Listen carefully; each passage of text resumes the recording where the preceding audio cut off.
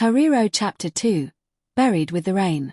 Morning arrived slowly over Zivhu village, but the Moyo homestead no longer felt like home. Heavy grey clouds covered the skies of Masvingo while cold wind moved through the maize fields behind the house. The joyful sounds that once filled the yard were gone. No laughter came from the kitchen. No singing came from Rudo's cooking hut. Even the cattle seemed strangely quiet. Inside the house, mourning had already begun. Women wearing black headscarves sat closely together on reed mats, crying softly while church hymns rose through the rooms. Elderly men gathered outside beneath trees speaking in low voices about the shocking deaths of Tendai and Rudo. "It happened too fast," one old man whispered.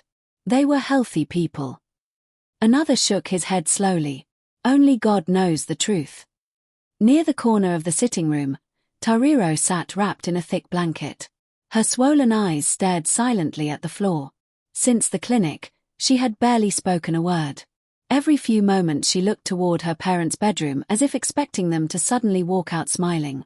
But only silence answered her. An elderly aunt gently touched her shoulder. "Mwana, you must eat something." Tariro shook her head weakly. Her stomach was empty, but grief had stolen her hunger. Throughout the morning, mourners continued arriving from nearby villages and towns. Some carried bags of meal, sugar, cooking oil, and firewood to support the funeral.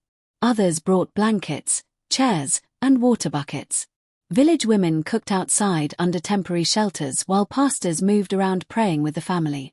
Joram walked through the crowd pretending to organize everything. He greeted visitors politely. He shook hands.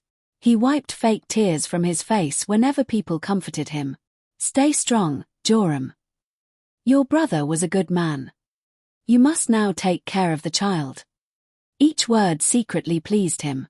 For years he had envied Tendai's success. Now people looked at him as the new head of the family.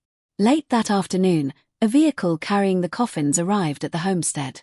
The moment Tariro saw them, her body froze completely. Two dark wooden coffins stood side by side beneath the funeral tent. One for her father, one for her mother. Reality suddenly crashed heavily onto her small heart.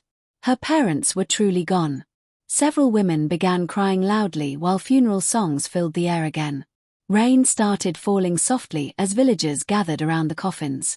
Tariro slowly walked forward with trembling legs. Her fingers touched the smooth wood gently. "My," she whispered painfully. An aunt nearby burst into tears. Inside the open coffins, Tendai and Rudo looked peaceful, dressed in their finest clothes. Tendai's face looked calm, while Rudo's hands rested neatly across her chest. Tariro stared at them for a long moment. She waited for movement, for breathing, for life. But death remained cold and silent. Suddenly memories flooded her mind.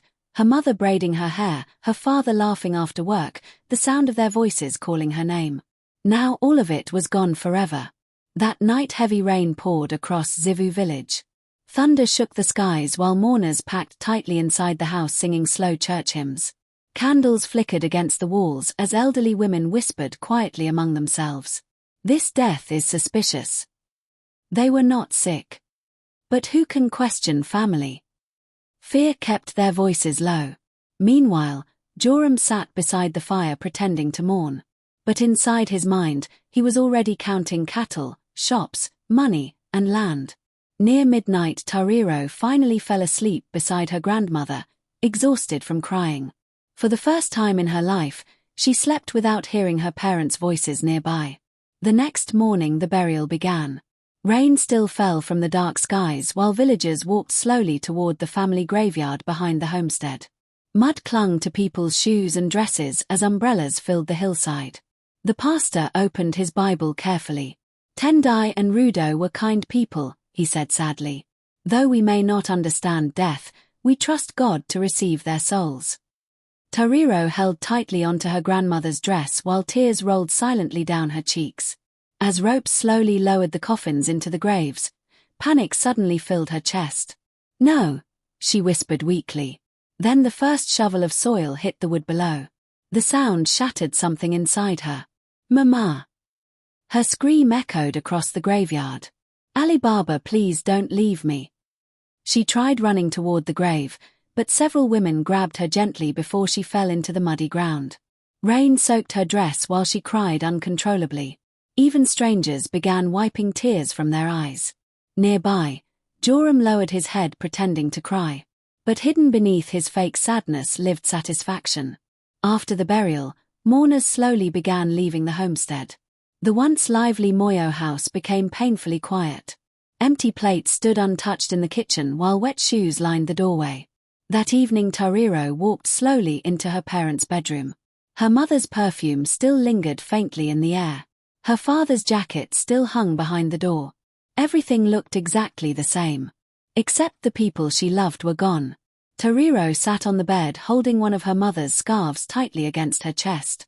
For a moment she imagined hearing footsteps outside. She imagined her father calling her my little lawyer again. But only silence answered. Late that night, while walking toward the kitchen for water, she overheard voices from the sitting room. Joram and his wife Lucia were speaking softly. "The businesses will now be under your name," Lucia whispered. "And the child?" Joram asked quietly. "She is young. Nobody will question us." Tariro froze behind the wall. Fear slowly entered her heart. For the first time since her parents died, she realized something terrible was beginning.